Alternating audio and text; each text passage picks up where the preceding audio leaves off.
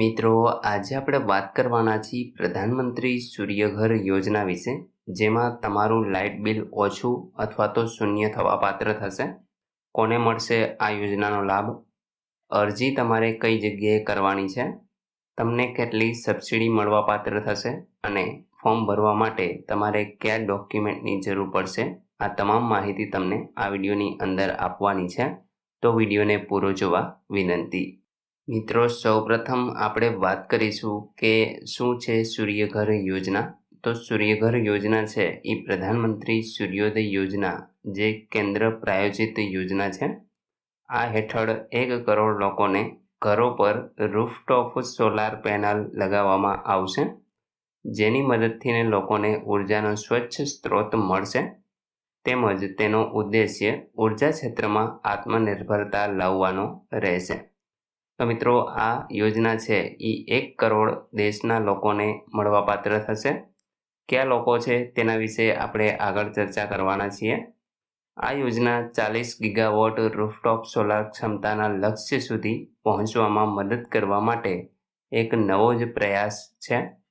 તેનો હેતુ રહેણાંક ગ્રાહકો માટે rooftop solar power system install કરવાનો છે.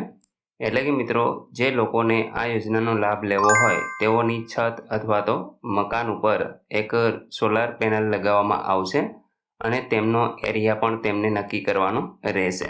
તો એ તમામ વસ્તુ છે એ આપણે ફોર્મ ભરવાનો વિડીયો જ્યારે બનાવશું ત્યારે તમને ડિટેલમાં સમજાવશું.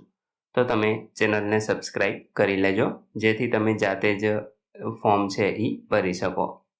ત્યાર પછી મિત્રો, આગળ વાત કરીએ તો આ યોજના માત્ર ગરીબ અને મધ્યમ વર્ગના જ વીજળી બિલોને ઘટાડવામાં મદદ નહીં કરે, પરંતુ ભારત ઉર્જા ક્ષેત્રમાં આત્મનિર્ભર બનાવવાના લક્ષ્યને પણ હાંસલ કરશે. પ્રધાનમંત્રી સૂર્યોદય યોજનાનો ઉદ્દેશ્ય ગરીબ અને મધ્યમ વર્ગના લોકોને રૂફટોપ સોલાર પ્રોગ્રામ હેઠળ સામેલ કરવાનો છે અને તેના વીજળી બિલોને શૂન્ય કરવાનો છે, તથા તેઓ વીજળીની બચત કરી અને સરકારને વીજળી વેચી પોતાની આવક પણ ઊભી કરી શકશે.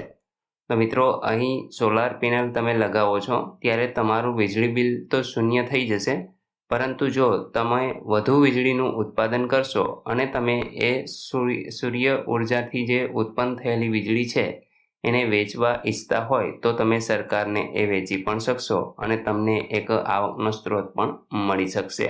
ત્યાર પછી મિત્રો, આગળ વાત કરીએ તો સોલાર રૂફટોપ યોજના માટે હવે કોને લાભ મળવા પાત્ર છે? તો મિત્રો, પહેલાં તો અરજદાર છે એ ભારતનો કાયમી રહેવાસી હોવો જરૂરી છે. અરજદારની વાર્ષિક આવક મર્યાદા 1.5 લાખ અથવા તો એનાથીને વધુ ન હોવી જોઈએ.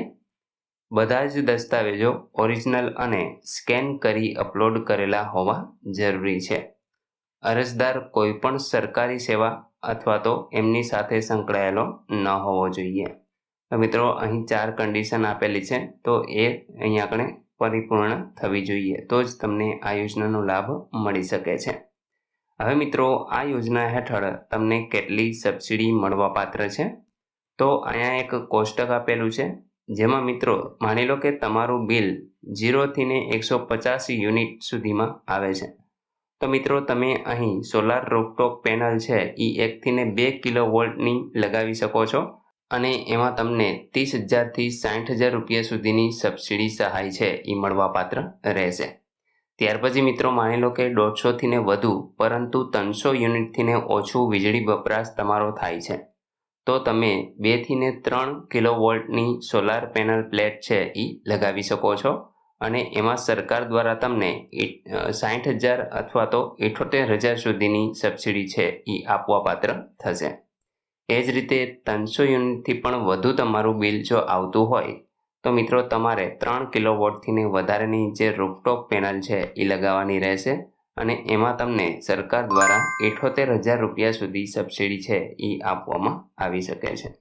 તો મિત્રો, અહીં તમે જોઈ શકો છો કે 0 થી 300 યુનિટથી પણ વધુ તમારું બિલ હોય તો તમને 78,000 રૂપિયા સુધીની સબસિડી છે એ સરકાર દ્વારા સોલાર પેનલ લગાવવા માટે આપવામાં આવશે.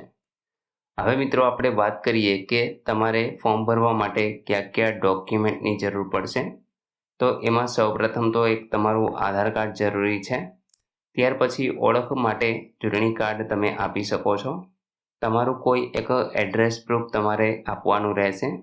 ત્યાર પછી તમારું લાઇટ બિલ છે એ તમારે રજૂ કરવાનું છે. તમારી આવકનો દાખલો કે જે તમામ જે ધંધા વ્યવસાય હોય એમાંથીને વાર્ષિક આવકનો દાખલો તમારે અહીં રજૂ કરવાનો રહેશે. ત્યાર પછી મિત્રો જે તમારો ચાલુ મોબાઈલ નંબર હોય અને તમારે સાથે ઈમેલ આઈડી પણ આપવાનું રહેશે. બેંક પાસબુક અથવા તો કેન્સલ ચેક તમે આપી શકો છો. ત્યાર પછી તમારો એક પાસપોર્ટ સાઇઝનો ફોટો છે એ તમારે રજૂ કરવાનો રહેશે અને લાસ્ટમાં તમારે રાશન કાર્ડ છે એ અવશ્ય રજૂ કરવાનું રહેશે. તો મિત્રો ઓનલાઈન અરજી કરવા માટે તમારે આટલા ડોક્યુમેન્ટ અવશ્ય રજૂ કરવાના રહેશે. મિત્રો હવે પછી આપણે ઓનલાઈન ફોર્મ કઈ રીતે ભરવું એના વિશેનો વિડીયો બનાવવાના છીએ. તો તમે ચેનલ સાથે જોડાઈ જજો જેથી તમે જાતે જ ઓનલાઈન અરજી કરી શકો. આશા રાખું છું કે આ વિડીયોની અંદર તમને તમામ માહિતી મળી ગઈ છે. તેમ છતાં પણ કોઈ પ્રશ્ન હોય તો તમે કોમેન્ટ દ્વારા પૂછી શકો છો. વિડીયોને લાઈક કરજો, તમારા મિત્રો સુધી શેર કરજો અને ચેનલને સબસ્ક્રાઈબ કરી લેજો જેથી આવી કોઈ પણ માહિતી આપ સુધી પહોંચતી રહે. વિડીયો જોવા બદલ આપનો ખૂબ ખૂબ આભાર. મળીએ એક નવા વિડીયો સાથે. ત્યાં સુધી જય હિન્દ.